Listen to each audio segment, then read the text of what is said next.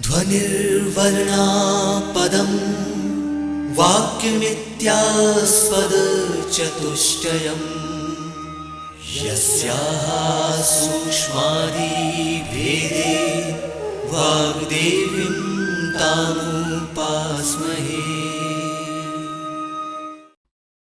मध्य प्रदेश भोज मुक्त विश्वविद्यालय का इलेक्ट्रॉनिक माध्यम निर्माण और शोध केंद्र EMPRC प्रस्तुत करता है राजनीति विज्ञान विषय पर आधारित ध्वनि कार्यक्रम भारत में सर्वोच्च न्यायालय का क्षेत्राधिकार। ये कार्यक्रम MA राजनीति विज्ञान के प्रथम वर्ष के विद्यार्थियों के लिए द्वितीय प्रश्न पत्र भारतीय सरकार और राजनीति की तीसरी इकाई पर आधारित है। कार्यक्रम की विषय विशेषज्ञ और वार्ताकार हैं डॉक्टर वर्षा सागोरकर। इस कार्यक्रम का ध्वनि मुद्रण, संपादन और प्रस्तुतिकरण किया है अमर बहादुर यादव ने।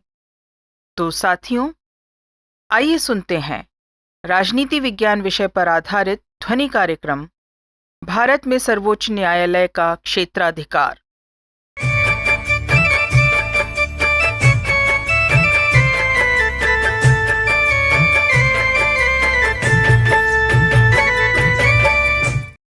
नमस्कार साथियों, आज हम सर्वोच्च न्यायालय के क्षेत्राधिकार के बारे में चर्चा करेंगे।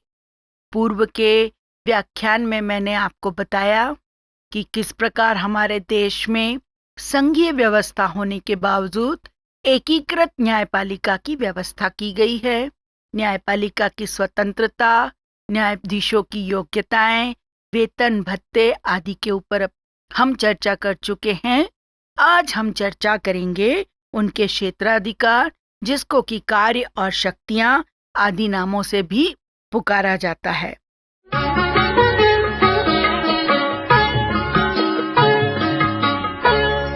तो भारतीय सर्वोच्च न्यायालय का जो क्षेत्राधिकार है वो बहुत अधिक विस्तृत है। उसे व्यापक शक्तियां संविधान के द्वारा प्रदान की गई है और इसलिए संसार के सर्वाधिक शक्तिशाली न्यायालयों में एक भारत का न्यायालय भी है। अब हम जब चर्चा करेंगे सर्वोच्च न्यायालय के प्रमुख क्षेत्राधिकार के बारे में, तो आप एक टेबल बना लीजिए। उस टेबल की कल्पना कीजिए कि सबसे पहले हम उसमें लिख रहे हैं क्षेत्राधिकार, फिर एक लाइन खींच के लिख रहे हैं प्रारंभिक क्षेत्राधिकार, दूसरा लिख रहे हैं अपीलीय क्षेत्राधिकार, तीसरा लिख रहे हैं परामर्शदात्री क्षेत्राधिकार, परामर्शदायी क्षेत्राधिकार, अभिलेख न्यायालय, आवृत्ति संबंधी क्षेत्राधिकार और अन्य अधिकार। इस तरह से अगर टेबल बनाकर आप लिखेंगे, निश्चित रूप से परीक्षक के ऊपर अच्छा प्रभाव पड़ता है और आपको भी सुविधा हो जाती है। तो सबसे पहले टेबल के पहले चीज को हम उठाएंगे, जिसको कहा जाता है प्रारंभिक क्षेत्राधिकार।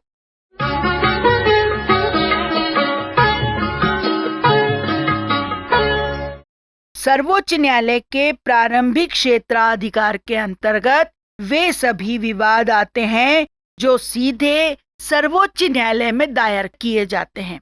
यहाँ पर आप समझिए कि जो विवाद सर्वोच्च न्यायालय में सीधे दायर होते हैं उसे प्रारंभिक क्षेत्राधिकार के अंतर्गत रखा जाता है।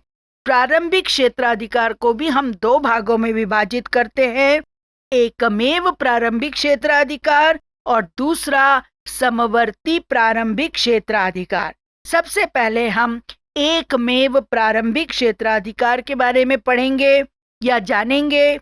भारतीय संविधान के अनुच्छेद 131 के अनुसार जिन मामलों पर सुनवाई का सर्वोच्च न्यायालय को एकमात्र अधिकार है, या सरल भाषा में हम ये कहें कि जिन विवादों की सुनवाई सीधे सर्वोच्च न्यायालय में की जा सकती है तथा देश के किसी भी न्यायालय को उन पर अधिकारिता प्राप्त नहीं है, उन्हें एकमेव क्षेत्राधिकार कहते हैं।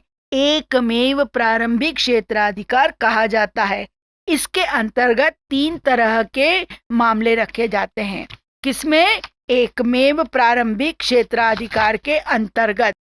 इसमें एक तरफ भारत सरकार और दूसरी तरफ एक या एक से अधिक राज्यों के मध्य जो विवाद उत्पन्न होते हैं वे मामले रखे जाते हैं। केंद्र सरकार एक या एक से अधिक राज्य और दूसरी ओर एक या एक से अधिक राज्यों के मध्य जो विवाद उत्पन्न होते हैं उन्हें रखा जाता है। तीसरा, दो या दो से अधिक राज्यों के मध्य जो विवाद उत्पन्न होते हैं उन्हें रखा जाता है। यानी 3 तरह के मामले इसमें रखा जाता है। इसमें कुछ अपवाद भी है कि एकमेव प्रारंभिक क्षेत्राधिकार के अंतर्गत कुछ प्रकार के विवाद है जो नहीं आते। राज्य और संघ के मध्य उत्पन्न जो राजनीतिक विवाद होते हैं वो नहीं आते। 26 जनवरी 1950 के पूर्व जो संधियां भारत संघ और देशी राज्यों के साथ की गई थी वो मामले इसमें नहीं आते। और अंतर्राज्यीय जल संभरण या वित्त आयोग से संबंधित विवाद इसके अंतर्गत नहीं आते। ये अपवाद है। और दूसरा जो है एकमेव के अलावा समवर्ती प्रारंभिक क्षेत्राधिकार, ऐसे विषय जिस पर सर्वोच्च न्यायालय या उच्च न्यायालय दोनों को अधिकारिता प्राप्त है, समवर्ती प्रारंभिक क्षेत्राधिकार के अंतर्गत रखे जाते हैं। इसके अंतर्गत संविधान द्वारा नागरिकों को प्रदत्त मौलिक अधिकारों को रखा जाता है, जिसकी रक्षा और संरक्षण का दायित्व सर्वोच्च न्यायालय के साथ साथ उच्च न्यायालयों को भी सौंपा गया है। संविधान के अनुच्छेद 32 द्वारा उच्चतम न्यायालय को तथा अनुच्छेद 226 द्वारा राज्य के उच्च न्यायालयों को मौलिक अधिकार की रक्षा हेतु 5 प्रकार के रिट या लेख जारी करने का अधिकार है। अर्थात किसी नागरिक के मौलिक अधिकार का अतिक्रमण होता है तो उसे यह अधिकार प्राप्त है कि वह उसकी रक्षा हेतु तथा वैधानिक उपचार हेतु अनुच्छेद 32 के तहत सर्वोच्च न्यायालय या 226 के तहत संबंधित उच्च न्यायालय में जा सकता है। और 5 प्रकार के लेखों में से कोई भी लेख सर्वोच्च न्यायालय या उच्चतम न्यायालय जारी कर सकता है। आप लोगों ने पढ़ा होगा मौलिक अधिकारों के अंतर्गत बंदी प्रत्यक्षीकरण, परमादेश, प्रतिषेध, उत्प्रेषण और अधिकार प्रच्छा, ये 5 प्रकार के रिट जारी करने का अधिकार सर्वोच्च न्यायालय और उच्च न्यायालय को प्राप्त है।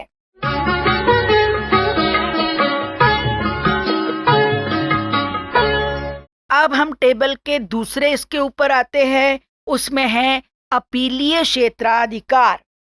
सर्वोच्च न्यायालय भारत के सभी न्यायालय जो भी निर्णय देते हैं उसके विरुद्ध अपील की सुनवाई करने वाला शीर्षस्थ न्यायालय है। अर्थात उच्च न्यायालय ने कोई निर्णय दिया या जिला अदालत ने कोई निर्णय दिया तो उसके ऊपर सुनवाई करने का अधिकार सर्वोच्च न्यायालय को प्राप्त है। और अपीलीय क्षेत्राधिकार भी 4 प्रकार के होते हैं, यानी हम उसको 4 भागों में विभाजित कर सकते हैं। फिर से टेबल बनाकर, एक संवैधानिक, संविधान के अनुच्छेद 132 के अनुसार, दीवानी अनुच्छेद 133 के अनुसार, फौजदारी 134 के अनुसार और विशेष 136 के अनुसार। तो सबसे पहले हम संवैधानिक मामले पढ़ेंगे या समझेंगे। संविधान के अनुच्छेद 32 के अनुसार उच्च न्यायालय के किसी निर्णय पर चाहे वो दीवानी हो या फौजदारी में से किसी भी प्रकार की कार्यवाही से संबंधित हो, सर्वोच्च न्यायालय में अपील की जा सकती है।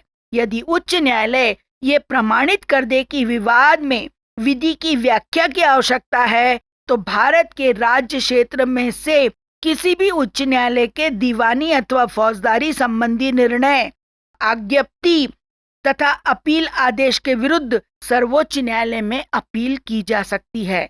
परंतु यदि उच्च न्यायालय ने ऐसा प्रमाण पत्र देना अस्वीकार कर दिया है और सर्वोच्च न्यायालय ये अनुभव करता है कि संबंधित विवाद में संविधान के निर्वचन व्याख्या संबंधी विधि का कोई प्रश्न निहित है तो अपील की विशेष अनुमति प्रदान कर सकता है। सर्वोच्च न्यायालय ने महत्वपूर्ण वाद में ये निर्णय दिया था कि उच्च न्यायालय के किसी एक न्यायाधीश के निर्णय के विरुद्ध भी अपील की जा सकती है। सर्वोच्च न्यायालय को प्राप्त इस क्षेत्राधिकार के कारण सर्वोच्च न्यायालय को संविधान का अंतिम व्याख्याता और अभिरक्षक भी कहा जाता है। फिर हम आते हैं दीवानी मामलों के ऊपर, जो सिविल मैटर्स होते हैं उसमें। तो सर्वोच्च न्यायालय को संविधान के अनुच्छेद 133 के अनुसार दीवानी मामलों में भी अपील सुनने का अधिकार प्राप्त है। सन 1970 में या सन 1970 के पूर्व तक संविधान की मूल व्यवस्था के अनुसार सर्वोच्च न्यायालय में केवल उन्हीं दीवानी मामलों की अपील की जा सकती थी जिसका संबंध कम से कम 20,000 रुपए की धनराशि या जायदाद से हो तथा उच्च न्यायालय द्वारा सर्वोच्च न्यायालय में तत्संबंधी प्रमाण पत्र प्रस्तुत किया हो।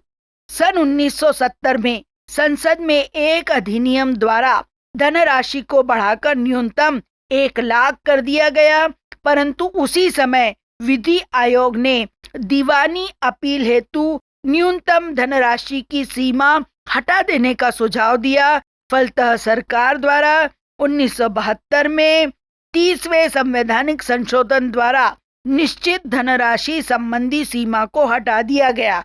अब अनुच्छेद 133 के अनुसार यह व्यवस्था की जा चुकी है कि समस्त विवादों की अपील सर्वोच्च न्यायालय में की जा सकती है जिसके विषय में उच्च न्यायालय द्वारा प्रमाणित किया हो कि इस विवाद में विधि की व्याख्या संबंधी सारभूत प्रश्न निहित है और यह व्यवस्था उचित है। अर्थात अब धनराशि की कोई सीमा का बंधन नहीं है। फिर हम आते हैं फौजदारी मामलों के ऊपर। भारतीय संविधान के अनुच्छेद 134 के आपराधिक दंड संबंधी अर्थात फौजदारी मामलों में सर्वोच्च न्यायालय में अपील की जा सकती है, परंतु यह अपील उच्च न्यायालय के निर्णय के विरुद्ध तभी की जा सकती है जिसमें वे मुकदमे जिनमें उच्च न्यायालय ने अपील प्रस्तुत होने पर किसी व्यक्ति को जिसे निम्न न्यायालय द्वारा बरी कर दिया है मृत्यु दंड दे दिया हो। उच्च न्यायालय ने किसी अधीनस्थ न्यायालय से मुकदमा अपने परीक्षण हेतु मंगा लिया हो तथा उसमें अभियुक्त को मृत्यु दंड दे दिया हो और उच्च न्यायालय यह प्रमाण दे दे कि मुकदमा सर्वोच्च न्यायालय में अपील करने योग्य है, तभी फौजदारी मामले सर्वोच्च न्यायालय में सुने जा सकते हैं। फिर चौथे के ऊपर आते हैं विशिष्ट मामले, जो स्पेशल मैटर्स हैं। संविधान के अनुच्छेद 132 से 134 तक उच्च न्यायालय के निर्णयों के विरुद्ध उच्चतम न्यायालय में अपील करने की व्यापक व्यवस्था की गई है। इसके बावजूद कुछ मामले ऐसे हो सकते हैं जो पहले बताए गए श्रेणी में नहीं आते और जिन पर सर्वोच्च न्यायालय में अपील की अनिवार्यता हो जाती है या हो सकती है। इसकी व्यवस्था संविधान के अनुच्छेद 136 में की गई है। इन विशिष्ट मामलों के अंतर्गत सर्वोच्च न्यायालय के विवेकानुसार भारत के राज्य क्षेत्र के किसी न्यायालय अथवा अधिकार द्वारा किसी वाद या मामले में पारित किए गए या दिए गए निर्णय, डिक्री, अवधारणा, दंडादेश या आदेश के विरुद्ध अपील सुनने की विशेष अनुमति दे सकता है। अपवाद के रूप में देखें तो सशस्त्र बलों से संबंधित किसी विधि द्वारा उनके अधीन गठित न्यायालय या अधिकार द्वारा दिए गए निर्णय या आदेश के संदर्भ में सर्वोच्च न्यायालय को अपील की अनुमति देने का अधिकार प्राप्त नहीं है। ये आप देख लें, सशस्त्र दलों से संबंधित में अनुमति देने का अधिकार सर्वोच्च न्यायालय को नहीं है।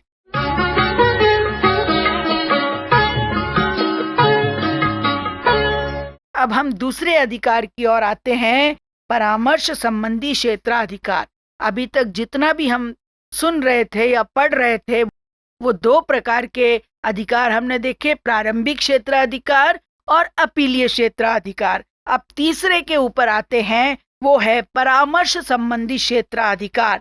संविधान ने सर्वोच्च न्यायालय को परामर्श संबंधी क्षेत्राधिकार भी प्रदान किया है। अनुच्छेद 143(1) के अनुसार यदि किसी समय राष्ट्रपति को यह प्रतीत हो कि विधि या तथ्य का कोई ऐसा प्रश्न उपस्थित हो गया है जो सार्वजनिक महत्व का है, तो उक्त प्रश्न पर वह सर्वोच्च न्यायालय से परामर्श मांग सकता है। वही सर्वोच्च न्यायालय किसी मामले में अपनी राय देने से या सुझाव देने से मना नहीं कर सकता है।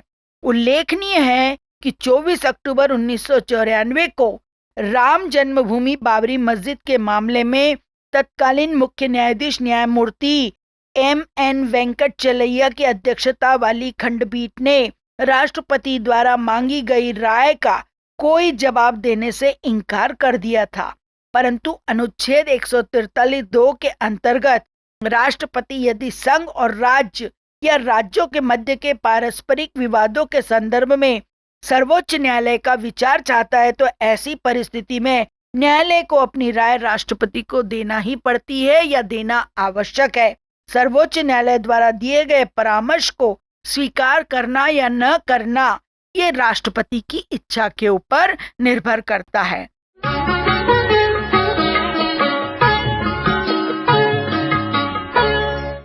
चौथा अधिकार है अभिलेख न्यायालय, कोर्ट ऑफ रिकॉर्ड। संविधान के अनुच्छेद 129 के अनुसार अभिलेखों के न्यायालय के रूप में उच्चतम न्यायालय के पास दो प्रकार की शक्तियां हैं। पहली, उच्चतम न्यायालय की कार्यवाही और उसके फैसले सार्वकालिक अभिलेख व साक्ष्य के रूप में रखे जाते हैं। खास बात यह है कि अन्य अदालत में चल रहे मामलों के दौरान इन अभिलेखों पर प्रश्न नहीं उठाया जा सकता, बल्कि इसका इस्तेमाल मार्गदर्शन के लिए या विभिन्न प्रकार के मामलों को सुलझाने के लिए किया जाता है। और दूसरा, इनके पास न्यायालय के अवमानना पर दंडित करने का अधिकार है। इसमें 6 वर्ष के लिए सामान्य जेल और 2000 रुपए तक का अर्थदंड या दोनों सम्मिलित किए गए हैं। 1991 में उच्चतम न्यायालय ने यह व्यवस्था दी थी कि दंड देने की शक्ति न केवल उच्चतम न्यायालय में निहित है, बल्कि ऐसा ही अधिकार उच्च न्यायालयों के अधीनस्थ न्यायालयों पंचायतों को भी प्राप्त है या दिया गया है। न्यायालय की अवमानना सिविल या आपराधिक दोनों प्रकार की हो सकती है। सिविल अवमानना का मतलब है कि स्वेच्छा से किसी फैसले, आदेश, न्यायादेश की अवहेलना करना, जबकि आपराधिक अवमानना का मतलब किसी ऐसी सामग्री का प्रकाशन या ऐसा कार्य करना जिसमें न्यायालय की शक्ति को कमतर आंकना या उसको बदनाम करना या न्यायिक प्रक्रिया को बाधा पहुंचाना या फिर न्याय प्रशासन को किसी तरीके से रोकना होता है।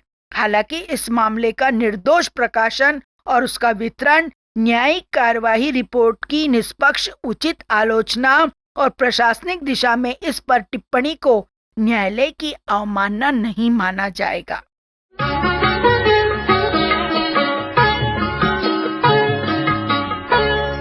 फिर पांचवा अधिकार है पुनरीक्षण या आवृत्ति संबंधी क्षेत्राधिकार। सुप्रीम कोर्ट के पास, सर्वोच्च न्यायपालिका के पास अनुच्छेद 137 के तहत अपने स्वयं के फैसले की, अपने द्वारा दिए गए निर्णय की समीक्षा करने की शक्ति है। ये आवश्यक नहीं है कि वो पूर्व में दिए गए फैसलों पर या निर्णयों पर अडिग रहे, इसके लिए वह बाध्य नहीं है और सामुदायिक हितों और न्याय के हित में वह इससे हटकर भी निर्णय दे सकता है। इस तरह सर्वोच्च न्यायालय को यह अधिकार प्राप्त है कि वह अपने द्वारा दिए गए किसी निर्णय या आदेश को पुनः निरीक्षण या अवलोकन करके या अपनी भूल सुधार करके या परिवर्तित परिस्थितियों के अनुसार अपने पूर्व के निर्णयों में आवश्यकता अनुसार संशोधन करके या उसकी नवीन व्याख्या करके प्रस्तुत कर सकता है। संक्षेप में कहा जाए तो उच्चतम न्यायालय स्वयं सुधार संस्था है। उदाहरण के लिए केशवानंद भारती मामले 1973 में उच्चतम न्यायालय ने अपने पूर्व के फैसले गोलकनाथ मामले 1967 को हटाकर निर्णय दिया था। अन्य शक्तियां भी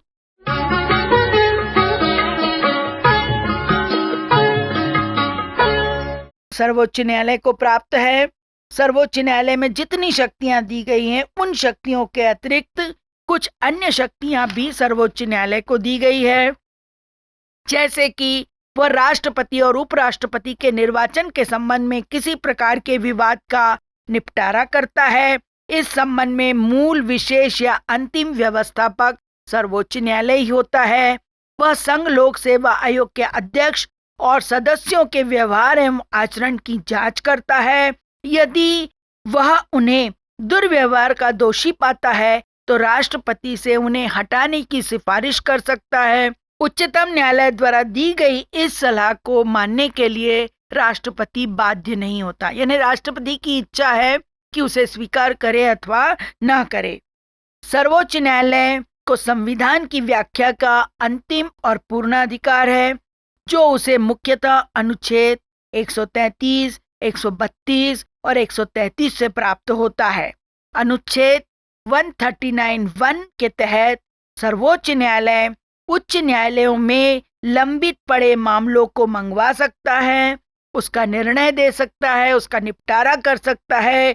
यदि किसी लंबित मामले या अपील को एक उच्च न्यायालय से दूसरे उच्च न्यायालय में स्थानांतरित भी कर सकता है। फिर अनुच्छेद 141 के तहत सर्वोच्च न्यायालय की विधियां भारत के सभी न्यायालयों के लिए बाध्य होंगी। उसके डिक्री या आदेश पूरे देश में लागू होंगे। तो अनुच्छेद 144 के तहत भारत के राज्य क्षेत्र के सभी सिविल और न्यायिक प्राधिकारी उच्चतम न्यायालय की सहायता में कार्य करेंगे। अनुच्छेद 145 के तहत संसद द्वारा बनाई गई किसी भी विधि के उपबंधों के अधीन रहते हुए सर्वोच्च न्यायालय समय समय पर राष्ट्रपति के अनुमोदन से न्यायालय की पद्धति और प्रक्रिया के विनियमन के लिए नियम बना सकता है, जैसे कि उच्च न्यायालय में विधि व्यवसाय करने वाले व्यक्तियों के बारे में नियम, अपीलें सुनने के लिए प्रक्रिया के बारे में और अपीलों संबंधी अन्य विषयों के बारे में नियम, भाग 3 द्वारा प्रदत्त अधिकारों में से किसी का प्रवर्तन करने के लिए उस न्यायालय के कार्यवाहियों के बारे में नियम आदि।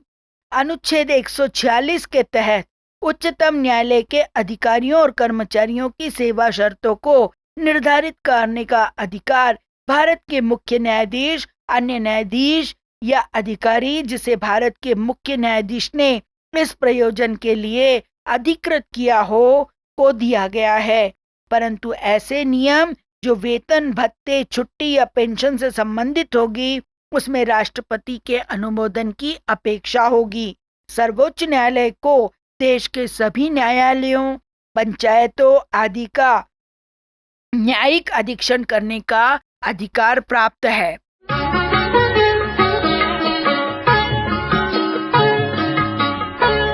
इस प्रकार यह सत्य सिद्ध होता है कि सर्वोच्च न्यायालय भारतीय न्यायपालिका व्यवस्था के शीर्ष पर स्थित है।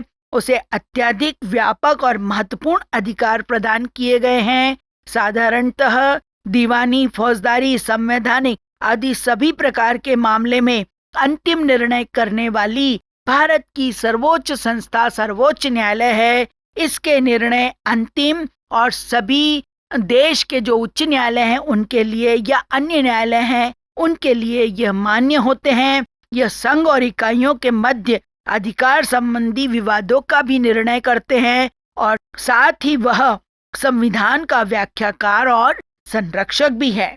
यह राष्ट्रपति का परामर्शदाता, मूल अधिकारों का रक्षक तथा व्यक्तिगत स्वतंत्रता का सर्वोच्च संरक्षक भी है।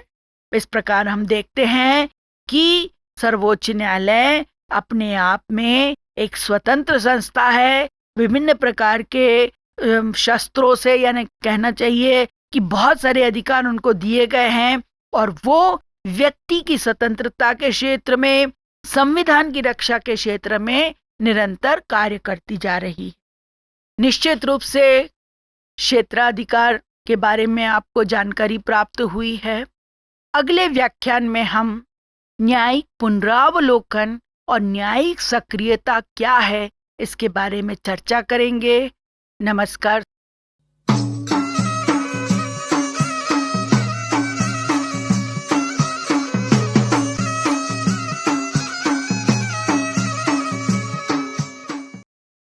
अभी आप सुन रहे थे एमए राजनीति विज्ञान के प्रथम वर्ष के विद्यार्थियों के लिए द्वितीय प्रश्न पत्र भारतीय सरकार और राजनीति की तीसरी इकाई पर आधारित ध्वनि कार्यक्रम भारत में सर्वोच्च न्यायालय का क्षेत्राधिकार।